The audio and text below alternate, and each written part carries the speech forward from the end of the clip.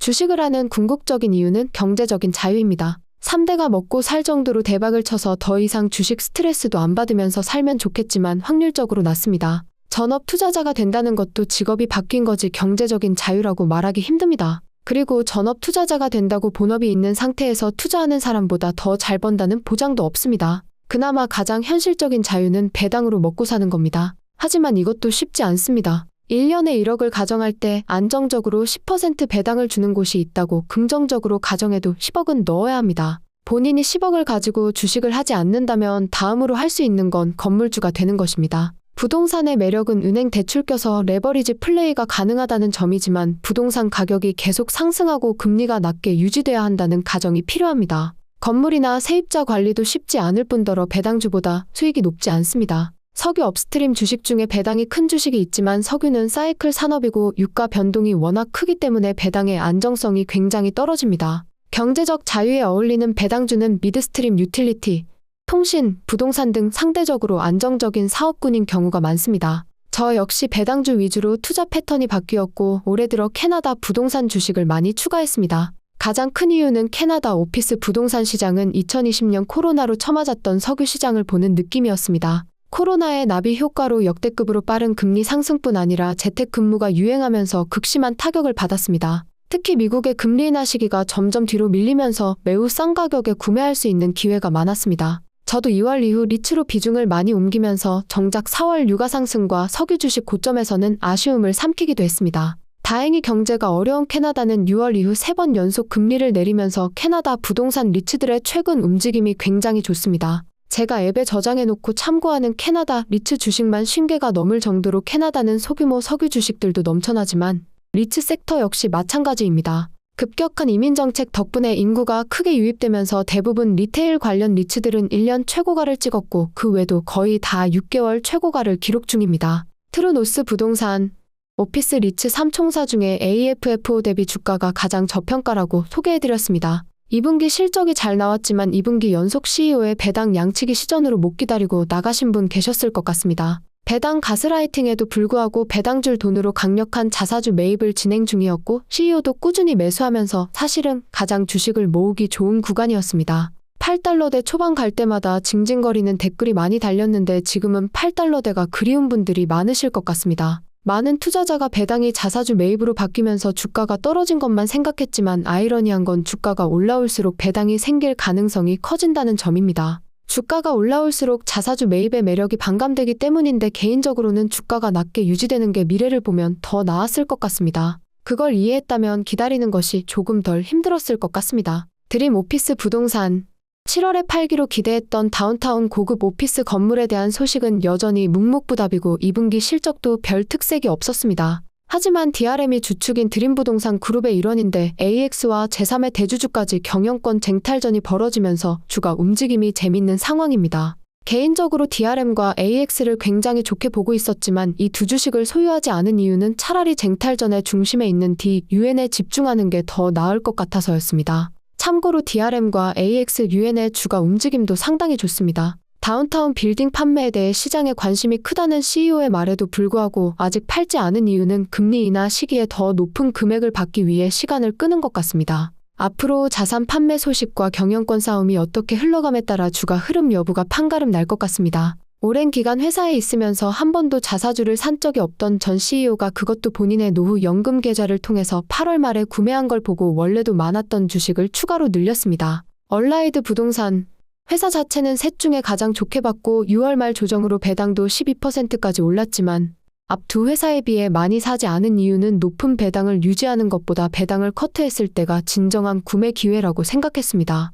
하지만 코로나 봉쇄와 역대급 금리 인상 시기에도 유일하게 배당이 커트되지 않은 오피스 리츠 주식이고 캐나다 금리 인하 추이를 보면 현재 9.5% 배당은 안전해 보입니다. 높은 배당은 매력적이었지만 아이러니하게 그 배당을 지킨 덕분에 더 매력적인 가격에 구입할 수 없었던 게 아쉬운 주식입니다. 노스웨스트 헬스케어 부동산 예전 소개해드린 적이 있는데 오피스 리츠에 비해 업사이드가 높다고 할 수는 없습니다. 하지만 오피스 부동산이 금리 인하 호재에도 경기 침체에 취약하지만 병원 리츠라는 특이한 포트 때문에 추가했습니다. 그동안 상대적으로 덜 오른 느낌도 있었는데 아마도 배당 커트 충격과 배당을 커트했음에도 지급률이 여전히 100% 근처라서 그런 것 같습니다. 하지만 최근 자산 판매가 마무리되면 배당 지급률이 80%대로 떨어질 것 같습니다. 내년 이후로 만기되는 부채를 리뉴해야 하는데 금리 인하가 가속화되면서 좋은 금리에 체결되길 희망해야겠습니다. 주력인 14군데 영국 병원을 필두로 전 세계의 다양한 헬스케어 관련 빌딩을 소유 중입니다.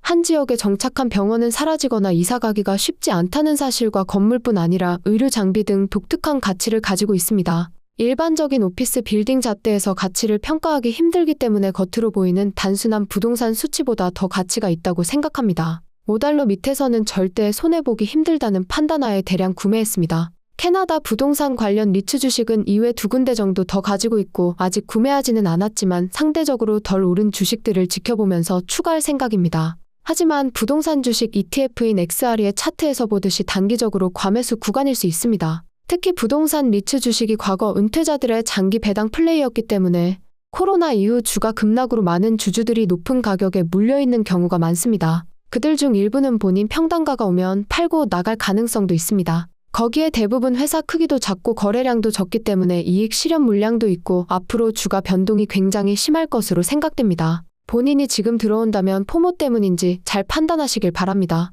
석유의 페이퍼 투기 시장은 클 때는 피지컬 시장의 50배를 넘기 때문에 파워가 어마어마합니다. 코인이 나오기 전에 현재 코인 같은 투기적인 역할을 하던 게 페이퍼 시장이라고 생각하시면 됩니다. 단기 움직임을 예측할 수 없다는 건 비슷하지만 장기적으로는 펀더멘트를 따라가기 때문에 조금 성격이 다릅니다. 그동안 페이퍼 투기 시장의 순매수 포지션이 역대 최소라고 전해드렸습니다. 현재 브렌트 유가는 역사상 처음으로 넷쇼 포지션입니다. 그뿐만 아니라 휘발유 역시 현재 역사상 가장 큰 넷쇼 포지션을 보입니다. 이게 어떤 분위기냐면 거짓말 조금 보태서 시장은 거의 세계 3차 대전을 예상한다고 보시면 됩니다. 물론 역대급 경기 침체가 올 수도 있고 거기에 베팅할 수 있습니다. 하지만 아이러니하게 S&P 500이나 러셀 2000 차트는 상황을 비웃기라도 하는 듯 굉장히 고점입니다. 심지어 원자재 부문은 S&P 500 대비 역사상 가장 싼 위치에 있습니다. 즉 헤지펀드들이 역사상 최대치로 유가만 뚝 패고 있다는 의미입니다. 이렇게 시장이 미쳐있는 현상을 유추하면 헤지펀드 등이 바라는 것은 미국의 금리 인하와 해리스의 대통령 당선 같습니다.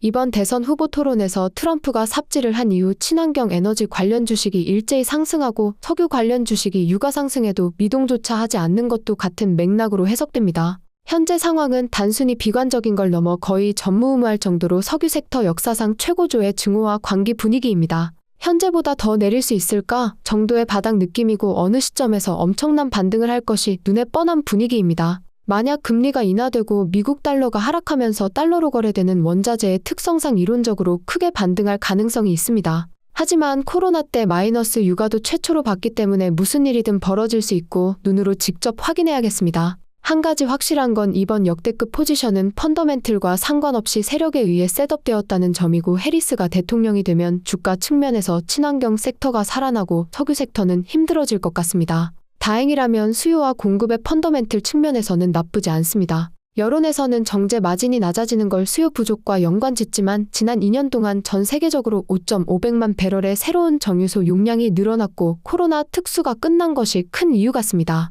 세노버스 유가 급락으로 주가 흐름이 좋은 회사가 없지만 큰 규모나 100% 주주환원 발표에도 기어코 올해 저점을 확인하러 가는 분위기입니다. 8월 자사주 매입은 하루도 빠지지 않고 미국과 캐나다장에서 동시에 매입했을 정도로 역대 최대 규모였고 최근 들어 내부자들이 계속 사고 있는데도 주가가 매가리가 없었습니다. 유가뿐 아니라 크랙 스프레드가 내려가면서 정유소에 대한 걱정도 한몫한 것 같습니다. 8월 정유소 보고서에서 정제 마진은 나쁘지 않았으나 앞으로가 걱정입니다. 이런 부정적인 분위기를 종식하기 위해 CEO가 금요일에 자사주 10만 주를 구입하면서 한 큐에 본인 돈 222만 5천 달러를 갈아 넣었다는 건 정말 리스펙트합니다. 현재 TMX 용량도 여유가 충분하고 WCS 가격도 버텨주는 건 나쁘지 않습니다. 개인적으로 CVE를 추천만 하고 직접 많이 사지 않았던 이유는 하방 대비 업사이드가 나쁘지 않지만 궁극적인 업사이드가 높다고 생각하지 않았기 때문입니다.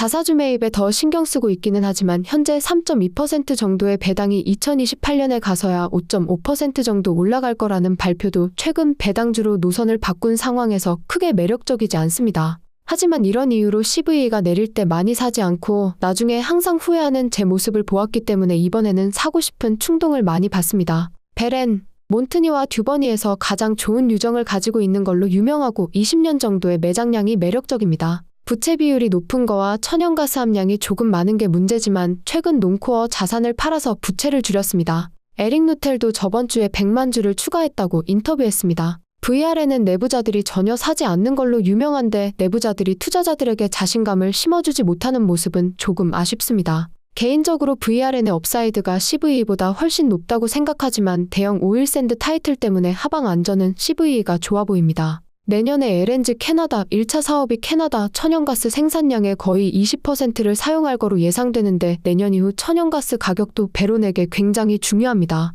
파렉스 개인적으로 가지고 있는 주식 중에 마이너스 37%로 올해 유일하게 큰돈을 잃은 주식입니다. 문제가 되었던 생산량 매장량 소식 외에도 안 좋은 소식의 연속입니다. 최근에는 콜롬비아 게릴라들이 정부와 협상이 결렬되면서 에코페트롤의 송유관을 공격하면서 엎친 데 덮친 격이 되었습니다. 다행히 파렉스의 생산량과 직접 관련 있지는 않지만 회사 내외부 모두 분위기가 좋지 않습니다. 그나마 긍정적인 소식은 13달러 초반부터 다양한 내부자들이 연일 자사주 매입을 하고 있습니다. 그동안 VRN처럼 내부자들이 사지 않는 주식으로 유명했는데 180도 달라진 모습을 보입니다. 그럼에도 주가는 계속 내리고 있습니다. 내년도 손익 분기점 표를 보면 WTI 유가가 65달러 밑에서 장기간 머물지 않는 한 기본 배당 13%는 충분히 지킬 수 있어 보입니다. 파렉스는 카펙스의 탐사 비용이 포함되어 있기 때문에 상대적으로 좀 많은 편입니다. 현재 텍스 로스 셀링 타깃이라는 것이 가장 큰 부담입니다. 개인적으로도 캐시 계좌에 있는 양은 텍스 로스 판매를 하고 1월에 다시 사는 게 나은지 고민 중인데 금요일에 받은 페트로탈 배당으로 일단 더 샀습니다.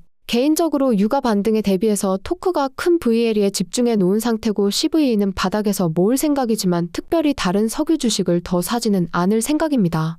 파렉스는 이미 2번이나 뒤통수 맞았고 현재 부동산 등 금리나 수혜주에 더 관심을 기울이기 때문에 새로운 자금을 투입할 생각은 없습니다. 센티멘트가 워낙 좋지 않아서 기관들이 기회를 살려 계속 찍어 누르고 있지만 수치상으로는 섹터 내 가장 저평가 주식이라고 생각됩니다. 주가 하락으로 배당률이 계속 올라가는 것과 지난달에도 매우 많은 양의 자사주를 매입했다는 것은 호재지만 하락을 멈출 수 있을지는 알 수 없습니다. 현재 파렉스의 PDP 매장량 가치만으로 16달러 정도인데 중형 회사임에도 PDP 매장량의 겨우 74% 정도에 거래되는 수준입니다. 나스닥 멀티베거 주식 애뉴와 SOFI는 금리 인하 호재도 있기 때문에 주가 흐름이 나쁘지 않습니다. 일반적으로 워런 버핏이 샀다고 하면 묻고 따지지도 않고 주가가 단기적으로 오르는 경향이 있습니다. 하지만 애뉴는 버핏이 2021년 4분기에 샀다는 소식에도 한동안 주가가 내려갔습니다. 버핏은 아직 한 주도 팔지 않았고 50% 정도 수익을 얻은 것으로 알고 있습니다. 2위는 남미의 쿠팡이라는 메르카도리브레인데 공교롭게 1, 2위가 남미에서 사업을 하는 회사입니다.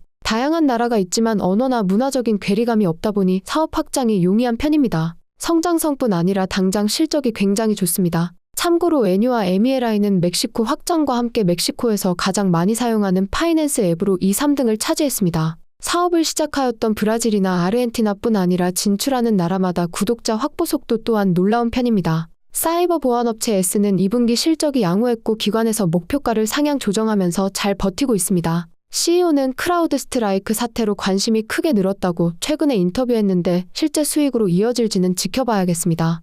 회사 크기 때문에 결국 M&A가 될 거라는 의견도 많습니다. 페이팔은 경영진들의 약속처럼 자사주를 매입하고 있습니다. 계속해서 인력을 감축하고 비용을 줄이고 있고 NU와 SOFI처럼 금리 인하도 호재가 될 것 같습니다. ULTA는 매출 성장 대비 주가는 계속해서 낮은 상황입니다. 워런 버핏의 투자 소식으로 시장에 반짝 관심을 받았는데 앞으로 성장률이 중요할 것 같습니다. 하위 4개 주식은 그동안 많이 올랐던 주식이라서 그런지 주가 변동성도 엄청납니다. 이 중에 HIMS 같은 경우는 짐 크레이머의 저주 말고 사업적으로 나쁘지 않습니다. 재밌는 점은 짐 크레이머의 구매 추천 발언 이후 주가가 거의 30% 떨어졌습니다. 꼴찌인 ALAR은 주가도 AI와 운명을 같이 할 것 같은데 시장의 AI 관련주 움직임에 따라 변동폭이 극심합니다. 마지막으로 짐 크레이머가 며칠 전 지금은 석유 관련 주식을 소유할 때가 아니라고 발언했는데 크레이머의 저주가 실행되었으면 좋겠습니다. 저는 그냥 주식 종목을 소개하는 유튜버일 뿐이지 여러분의 펀드 매니저가 아닙니다.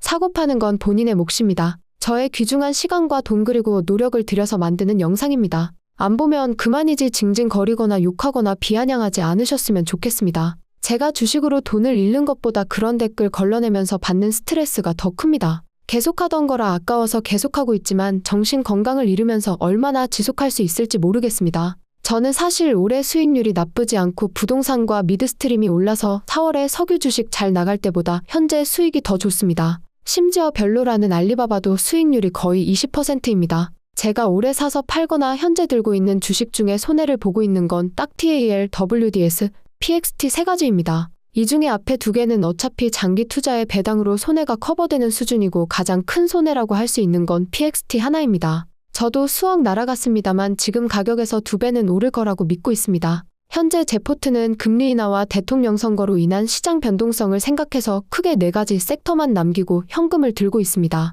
가장 많이 들고 있는 건 캐나다 부동산 섹터로 총 6개 종목의 40% 정도 비율을 가지고 있습니다. 그 다음은 석유 섹터의 35% 정도로 VLE, TAL, HME, PXT, CVE, SEI 순으로 들고 있습니다. 그 다음은 20% 정도의 미드스트림과 천연가스 종목으로 TRP, PY, EMB, WDS 순으로 들고 있습니다. 나머지 5%는 나스닥에 상장된 주식입니다. 석유 섹터 전체로 보면 55% 정도 들고 있는 셈인데 현금 확보를 위해 PBR 등 들고 있던 종목을 몇 개 줄인 것도 있지만 부동산이 최근 상승하고 반대로 석유 주식은 떨어지면서 상대적으로 비율이 줄었습니다. 언제 끝이 날지 모르는 이번 석유 섹터 조정의 끝에 강력한 유가 반등이 있으면 좋겠습니다. 오케이, 거기까지.